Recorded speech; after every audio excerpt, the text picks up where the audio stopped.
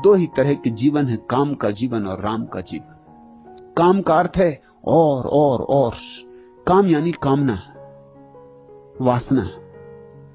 एक काम का जीवन है, यह भी मिले वह भी मिले, मिलता ही रहे, सब कुछ मिल जाए, अच्छा अच्छा सब मुझे मिल जाए, सब फूल मैं बटोर लूं। बात पुराने जमाने की।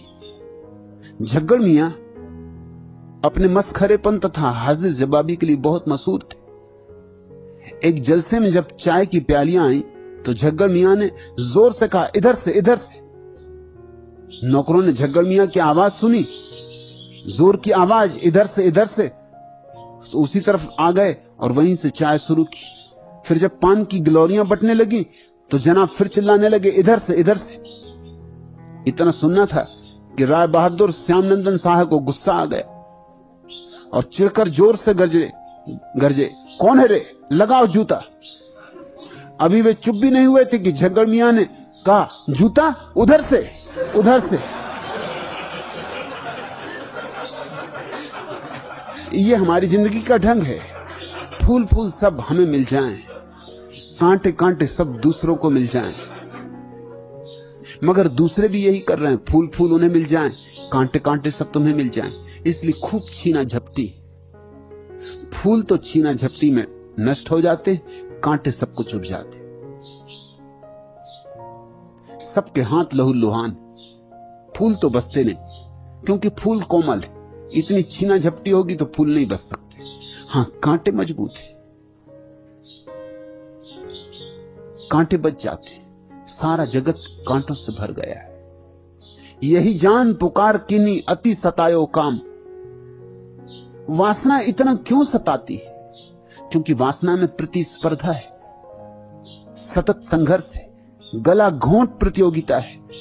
एक दूसरे के गले पे लोग सवार हैं, एक दूसरे की जेब में हाथ डाले हुए, एक दूसरे की गर्दन काटने को तत्पर बैठे हुए। जुल्म हंस हंस के सभी सहने लगा है आदमी, गीदड़ों के रंग में रहने लगा है आदमी। फूल और कांटे में वो पहचान कर पाता नहीं, भीड़ जो कहती है वही कहने लगा है आदमी। यह समय की धार से टकराएगा कैसे भला, जबकि तिनके की तरह बहने लगा है आदमी। चंद सिक्कों के लिए संबंध सारे तोड़कर हर किसी की बाह को गहने लगा है आदमी। जरा चारों तरफ देखो, अपने को देखो, औरों को देखो, और तुम्हें भी समझ में आ जाएगा कि जिस आपाधापी में तुम लगे हो नितांत व्यर्थ है। कांटे के अतिरिक्त और कुछ यहां हाथ लगने वाला नहीं।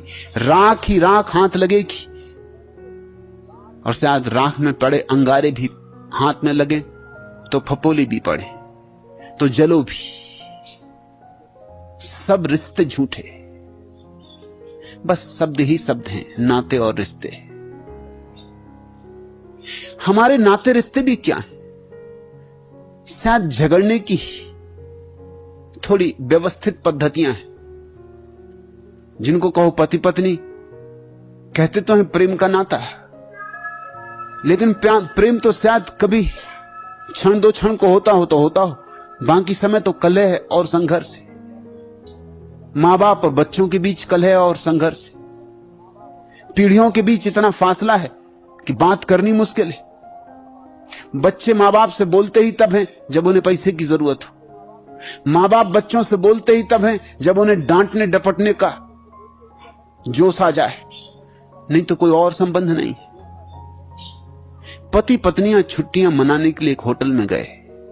वहां पर उन्होंने ठहरने के लिए कमरा मांगा। मैनेजर बोला, पहले आप इस बात का प्रमाण पत्र दीजिए कि आप पति पत्नी ही हैं। पत्नी ने यह सुना ही था कि गुस्से से टोहनी मारी अपने पति को और बोली कि 1000 दफे कहा कि प्रमाण पत्र साथ लेके चला करो। आप जब घर से चलते हैं प्रमाण पत्र साथ क्यों लेके नहीं चलते? जवाब दो। मैनेजर ने मुस्कुरा के चाबी दे दी और कहा कि साहब प्रमाण पत्र मिल गया, लीजिए चाबी और भीतर जाइए। आप पक्के पति पत्नी, अब और किसी प्रमाण पत्र की आवश्यकता नहीं। पति पत्नियां झगड़ रहे हैं, माँ बाप बच्चे झगड़ रहे हैं, भाई बहन भाई भाई मित्र मित्र झगड़ रहे हैं। यहां दुश्मन तो दुश्मन, यहां मित्र भी कहां मित्र है। यहां मित्र भी बस प्रयोजन से मित्र है। जीसस का प्रसिद्ध वचन है, अपने शत्रुओं को ऐसे प्रेम करो जैसे अपने मित्रों को। एक ईसाई मिशनरी से मैं बात कर रहा था, मैंने उससे कहा इसका अर्थ समझते हो? इसका अर्थ यह है कि मित्रों में और दुश्मनों में कोई खास फर्क नहीं, अपने दुश्मनों से वैसा ही प्रेम करो जैसा अपने मित्रों से। जीसस साफ कह रहे हैं कि तुम्हारे मित्र और तुम्हारे दुश्मन दोनों एक ही कोटि में। जो आज मित्र है कल दुश्मन हो सकता है, जो कल दुश्मन था वो आज मित्र हो सकता है। फर्क क्या है? मैकियावेली ने, जो कि पश्चिम का चाणक्य हुआ, उसने अपनी किताब में लिखा है, अपने मित्रों को भी वो बात मत बताना जो तुम अपने शत्रुओं को न बताना चाहते हो, क्योंकि कौन मित्र कब शत्रु हो जाएगा कुछ नहीं कहा जा सकता। और अपने शत्रुओं के संबंध में भी वो बातें मत कहना जो तुम अपने मित्रों के संबंध में कहने में झिझकते हो, क्योंकि कौन शत्रु कब मित्र हो जाएगा क्या कहा जा सकता है। यहां शत्रु मित्र हो जाते, मित्र शत्रु हो जाते। ये संसार बड़ा अजीब गोरख धंधा है।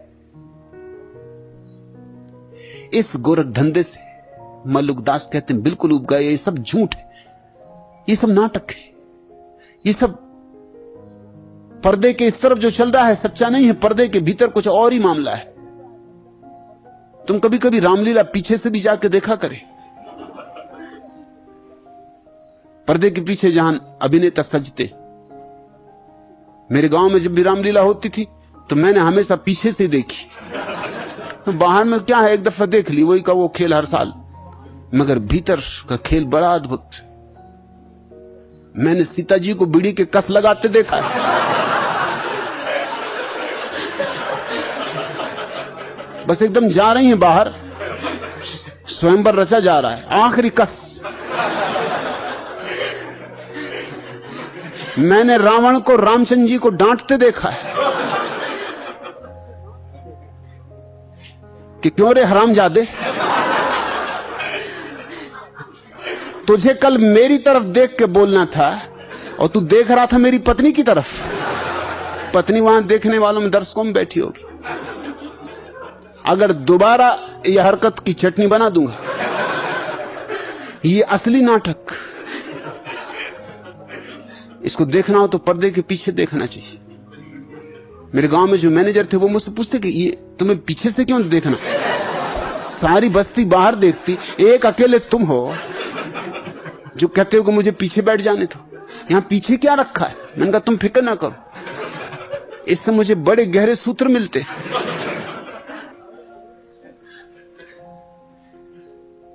जिंदगी को जरा गौर से देखो, जरा पर्दे उठा के देखो, जरा ऊपर ऊपर के जो ढांचे इनके भीतर झांको।